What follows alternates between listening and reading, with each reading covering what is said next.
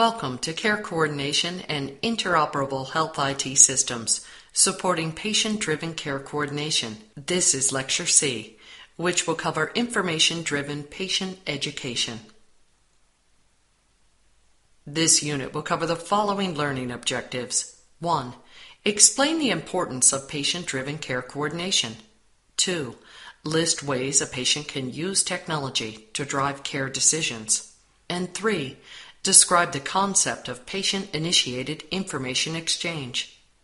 This unit will explore the use of technology to support and enable patient-driven coordinated care. To make informed healthcare decisions, the patient must have access to information.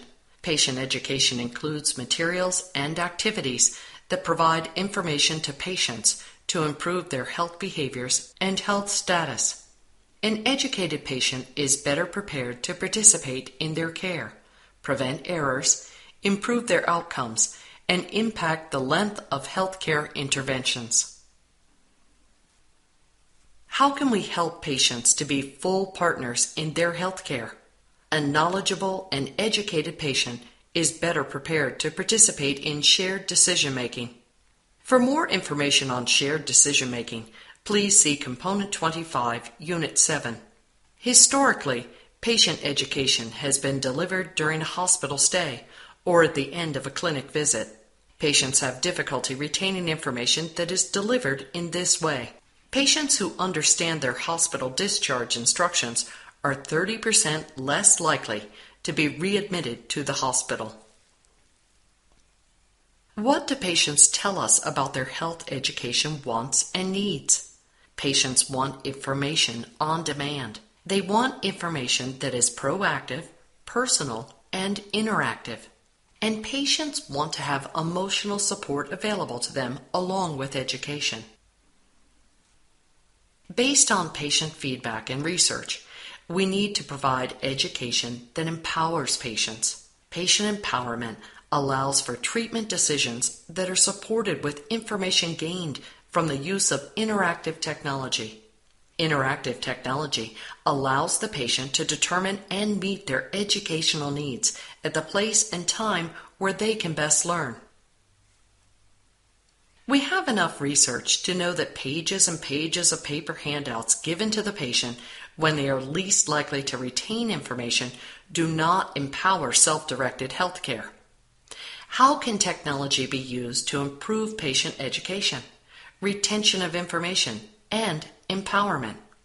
Technology used for patient education includes the television, videos, the internet, email, health education apps, EHR-driven education, and patient portals. Interactive television systems are used in many inpatient settings. These systems allow patients to select and view health education of their choice during their inpatient stay. While convenient and widely used, there are downsides to this method of education. The patient may not be able to absorb and understand health information when they are in a state of decreased health.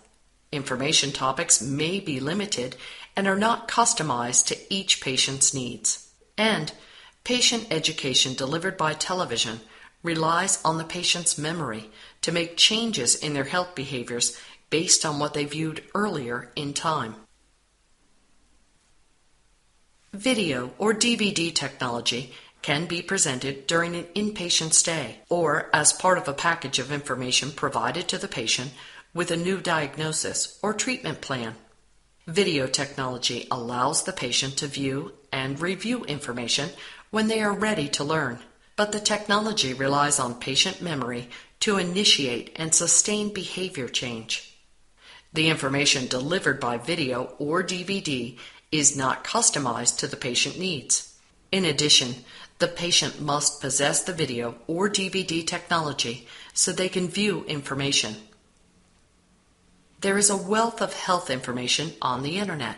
This information can be used either independently by the patient to research their health condition, or the patient can be linked or directed to health information on the internet by their healthcare provider.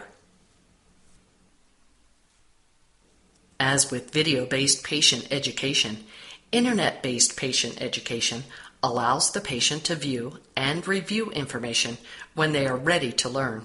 Internet patient education may also contain interactivity that measures and reinforces learning, comprehension, and intention to act.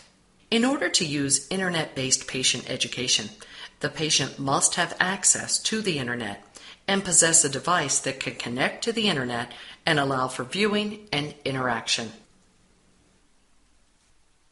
Vendors are working on email-based products that will allow care providers to send health information or links to resources to patients based on specific criteria. An example of this would be sending regular, scheduled emails to a newly diagnosed diabetic with helpful information that can be viewed when the patient is ready to learn. This technology provides a greater degree of personalization and may allow the healthcare provider to see what the patient has viewed. In order to use this technology, the patient must have an email address and a device that allows them to receive email. More physicians and healthcare providers are prescribing or recommending health apps to patients as an educational and behavioral change technology. Health apps are mobile technology, allowing the patient to learn at any place or time. Health apps can contain interactive elements that allow the patient to measure their own understanding of information, reinforce learning, and provide opportunities for repeated practice. Less than 25% of physicians currently prescribe mobile health apps, but it is estimated that many physicians will incorporate this technology into their practice within the next 5 years. Again, the patient must possess mobile technology that facilitates use of mobile health apps and may need some assistance to understand how to use these apps. Cutting-edge EHR technology now enables nurses and physicians to order patient education topics within the EHR that is then sent to an associated patient entertainment system in the hospital room. The health topics are listed on the individual patient television or viewing device, where they can view the information when they are able. Completed educational topics are reflected in the patient EHR, signaling the nurse or other healthcare provider to further discuss the topic with the patient to assess and reinforce learning. This technology is fairly new and requires specific technology, setup, and equipment to initiate. Many patient portals are designed so that specific education relevant to an inpatient or ambulatory care episode is available through the portal when the patient is ready to view or share with others. In addition, many patient portals provide links to an extensive list of healthcare topics so that patients and families can browse and research health information. Many technologies exist or are emerging to support the goal of interactive and on-demand patient education. However, there are barriers that decrease the ability of the patient to manage their own health education needs. Barriers include patient health literacy, language, culture, and technology. Health literacy is defined within the Institute of Medicine report as, quote, the degree to which individuals have the capacity to obtain, process, and understand basic health information and services needed to make appropriate health decisions, end quote. This can include the skills that are necessary to navigate within health systems in the United States and to communicate adequately with healthcare providers. The majority of the population in the United States possesses an intermediate level of health literacy, including the ability to locate and utilize e-health resources. Language poses an additional barrier to delivery and consumption of patient health information. Limited English proficiency impacts the patient and family's comprehension of patient education delivered through technology. Studies have shown a statistically significant difference in adherence to provider-supplied health promotion behaviors based on the level of English proficiency. Those with lower levels of English proficiency demonstrated less adherence to recommended health behaviors. Information-driven patient education can only be successful if cultural factors support acquisition and use of health information. The healthcare culture must align with a partnership-based care model so that the patient is empowered to locate, view, and implement new knowledge into their behaviors. The environmental culture must support both the presence of technology that can be used to obtain health information and then support the patient in their efforts to use health information to make changes in their health behaviors. Technology presents an additional barrier to acquisition, comprehension, and utilization of health information.